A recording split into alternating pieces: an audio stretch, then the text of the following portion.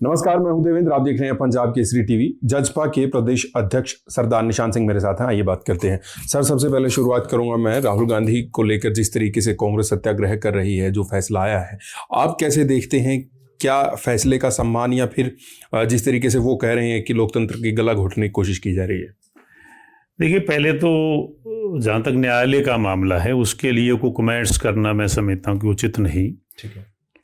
अगर पूछना ही चाहते हो आप, तो शायद मुझे लगता है कि कांग्रेस माननीय श्रीमती इंदिरा गांधी जी के समय में कुछ ऐसे ही प्रयास कांग्रेस के भी रहे, तो शायद उसी चीज़ को आज लेकर के कांग्रेस को कुछ पीड़ा हो रही है कि हमारे साथ जाति होती है। तो मैं ये मान के चलता हूँ कि कांग्रेस भी जब पूरे जाहो जलाल में थी तो इस तरीके के प्रयास उनके रहे। और एक जजपा के कुछ लोग जजपा छोड़कर कांग्रेस में चले गए हैं, पहले भाजपा में ज्वाइन होने की। तो ये क्या हम मान लें कि 2024 से पहले नेताओं में डर है? नहीं, ऐसा डर किस बात का है। ये तो छूट-पुट आना जाना पार्टियों का लगा रहता है। मैं मान के चलता हूँ कि बहुत बड़ी बात नहीं। हमारे साथ ज्वाइन भी रोज़ कर रहे हैं जी, बहुत अच्छी संख्या में लोग ज्वाइन कर रहे हैं, पार्टी में आ रहे हैं, पार्टी में विश्वास व्यक्त करते हैं। और पार्टी के साथ साथ माननीय डिप्टी चीफ मिनिस्टर दुष्यंत जी को अपना आइकॉन भी मानते हैं, उनमें लोगों का लगाव भी है उनके साथ। तो मैं उम्मीद करता हूं कि अभी परसों भी आज़ाद अत्री जी और कई लोग रोहतक में उन्होंने ज्वाइन किया है जी। तो ये छुटपुट तो ऐसी चीज़ें होती रहती हैं।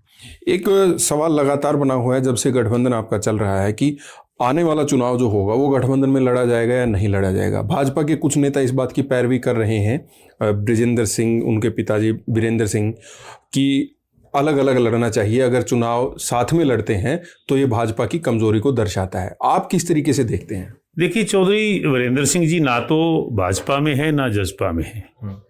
अब उनकी चिंता किस बात को लेकर के है ये समझ नहीं आता। और मुझे लगता है कि इतने बड़े नेता होने के बावजूद आज सिर्फ और सिर्फ दुष्यंत जी को नीचा दिखाने के लिए, उनकी कमियां निकालने के लिए, उनकी गलतियां बताने के लिए सिर्फ उचाणा पे फोकस किया हुआ है। अब मुझे ये समझ नहीं आती कि उनसे किसने सुझाव मांगा कि अगला चुनाव मिलकर के लड़े भाजपा और जसपा या अलग से लड़े। तो मैं मान के चलता हूँ कि 5 वर्ष के लिए दोनों पार्टियों का गठबंधन हुआ था। उस गठबंधन को लेकर के स्मूथली हमारा गठबंधन चल रहा है और आगे फिर दोनों पार्टियां बैठेंगी जैसे भारतीय जनता पार्टी चाहेगी, जननायक जनता पार्टी के नेता चाहेंगे, फिर से बात होगी। तो अभी उसकी हमें इस बात की कोई चिंता नहीं। हमारा आपसी दोनों पार्टियों का तालमेल प्रॉपर बना हुआ है। अगर दोनों पार्टियों का तालमेल है तो ऐसा क्यों होता है कि जजपा के नेता भाजपा ज्वाइन कर लेते हैं, भाजपा के नेता जजपा ज्वाइन कर लेते हैं? एक हिसाब से गठबंधन धर्म के हिसाब से तो ऐसा नहीं होना चाहिए। नहीं, कुछ ऐसी चीज़ें हैं जो गठबंधन धर्म में नहीं, अपनी अपनी पार्टी को प्रमोट करना हर पार्टी का एक दायित्व जिम्मेवारी बनती है। और ऐसे बयान माननीय धनखड़ जी के भी एक बार आए हैं और हम भी कोई किसी का बंदा तोड़ करके अपनी पार्टी में शामिल नहीं करते। कोई रूटीन में ऐसी चीज़ें को हो जाती हैं तो अलग बात है। एक जजपा के कार्यकर्ता लगातार ये बात कहते रहते हैं कि हम उप मुख्यमंत्री दुष्यंत चौटाला को मुख्यमंत्री 2024 में बनाएंगे। उप मुख्यमंत्री भी कहते रहते हैं कि मेरी सीटें अगर 45 होती तो मैं ये फैसले कर लेता, 5100 पेंशन कर देता, या और कई फैसले। तो अगर गठबंधन में चुनाव आप लोग लड़ेंगे तो ये कैसे संभव हो पाएगा? 45 सीटें भी अगर आपको कोटे से मिलते हैं तो क्या सारी जीत जाएंगे? दो लोगों की दोस्ती है और दोनों सक्षम ना हो, आगे बढ़ने की सोच ना रखें, मेरा ख्याल उस पर दोस्ती पे तो कोई असर नहीं पड़ना चाहिए। हमारे राष्ट्रीय अध्यक्ष जी ने बड़ा खुल के ये बात कही थी, हमारी सरकार बनाओगे तो 5100 रुपये पेंशन देने का काम करेंगे। आज भी हम कहते हैं कि 5100 नहीं हो पाया क्योंकि हमारी सरकार नहीं बन पाई, लेकिन जितना जो है ना आज मिलकर के हम सरकार को चला रहे हैं तो मैक्सिमम उस वायदे को पूरा करने का काम करेंगे। और ये बात कहना कि उप हटा करके मुख्यमंत्री बनाने का प्रयास करेंगे, कोई भी घर आगे बढ़ने के लिए प्रयास करता है, कोई भी पार्टी करती है और हम भी वही कर रहे हैं। हमने कभी ये तो नहीं कहा कि भाजपा को हटा करके हम मुख्यमंत्री बनेंगे। हम तो जनता से अपील करते हैं कि वो दुष्यंत को और मजबूत करें और साथ दें ताकि वो हरियाणा के मुख्यमंत्री हों। मेरे ख्याल इसके लिए तो कोई भारतीय जनता पार्टी का विरोध नहीं है।